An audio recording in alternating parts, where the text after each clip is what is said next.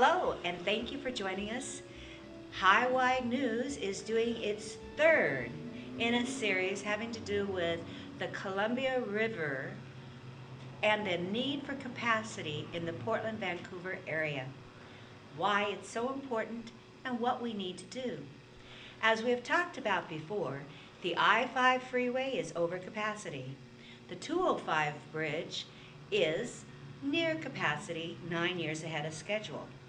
So in looking at the fact that these two bridges are structurally sufficient, meet all requirements, what we need to do is look at where is the traffic going? To the west. So already identified in the Regional Transportation Plan of Oregon and identified in the Southwest Washington Regional Transportation Corridor Vision of 208 is the need for bridges in our area that go to the west. This here is a map. At the top it's called the Northwest Passage. That's because this is the whole thing. When we often talk, we talk about the third bridge. Several people call the third bridge corridor the port-to-port connection. The reason they call it the port-to-port connection is this is the Port of Vancouver, this is the Port of Portland, and this is the Port of Portland, and it connects them. What we're talking about here is a brand new 6-lane freeway. This brand new 6-lane freeway attaches to I-5 and Mill Plain in Vancouver. It is an above-ground viaduct. That above-ground viaduct means that it takes the traffic out of the neighborhoods that come from the Port of Vancouver, which is landlocked, giving the Port of Vancouver direct freeway access to I-5. So this brand new freeway corridor starts at I-5 and Vancouver, goes into the Port of Vancouver, goes across to Jansen Beach, there vacant publicly owned land, across to Marine Drive in North Portland. It parallels between the North Portland North Road and the Smith and Ivy Lakes, going around Smith and Ivy Lake, and crosses over to Highway 30. This crossing of a new Willamette Bridge to Highway 30 is already in the Regional Transportation Plan in Oregon adopted, just like the port-to-port connection next to the rail bridge have already been adopted and identified in the Regional Transportation Plans of 2000. What it means to have freeway access to I-5 going into our ports and industrial areas gives us the opportunity to have direct freeway access in and out of our ports and industrial areas without having to drive through the neighborhoods adjacent to these areas. When you don't have to drive through the neighborhoods with freight, with commerce, or those who are going to these highly industrialized, job-based areas, it's cheaper for the jobs to locate there. It's better for the neighborhoods that are around it because they do not have the conflict of freight and commuter traffic inside the neighborhoods, giving more pollution, more air and quality issues, safety issues, and of course, site issues. So, when you connect the Rivergate and the ports together, you have one continuous corridor. Commerce, people who deliver oil and tissue and boxes and want to run around in this area are able to leave I-5, go totally north and south and east and west without having to access 5 or go through the neighborhoods. Cheaper, more efficient, and better. This area, Rivergate, this area, the Port of Portland, and this area, the Port of Vancouver, are all growth areas with more jobs to come. Currently, a study was done by the Portland Alliance. And the Portland Business Alliance found the cost of congestion.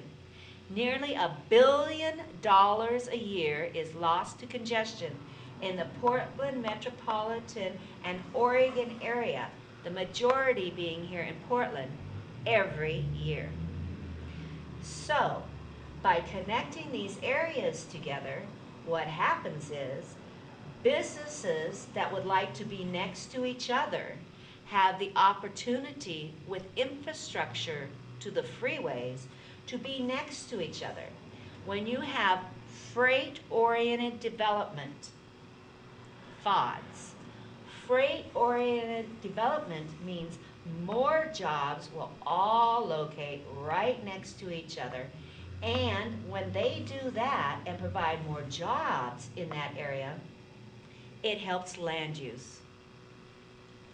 When you have a highly concentrated area of dense amount of industrial lands and jobs, the businesses who like to locate next to each other will all start locating next to each other because it is cheaper, and when they stink, smell, or are up late, it doesn't bother the residential areas. This is really important to have a neighbor stink if you stink. So, in doing this and putting a new 6-lane freeway inside a highly urbanized area, such as this area here, it helps with urban sprawl. What does it do? A concentration of jobs means people will naturally not sprawl up and down I-5 corridor and out I-84. People will naturally not work more than 17 miles from their job.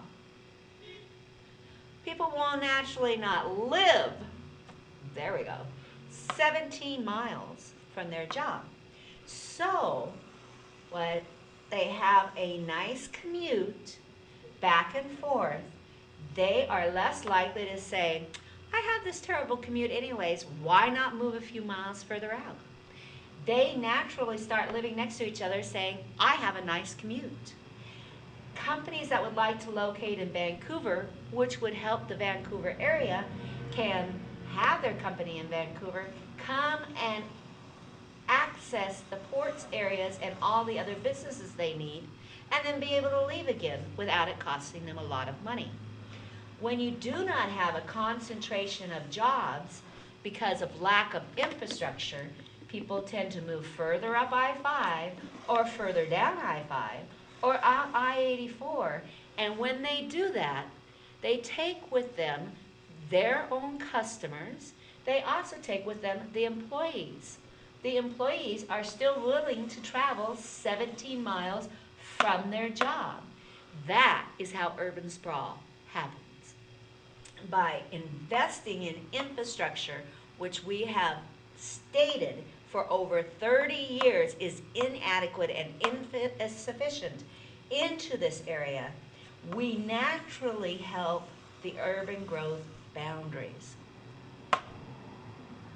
So, what does that mean?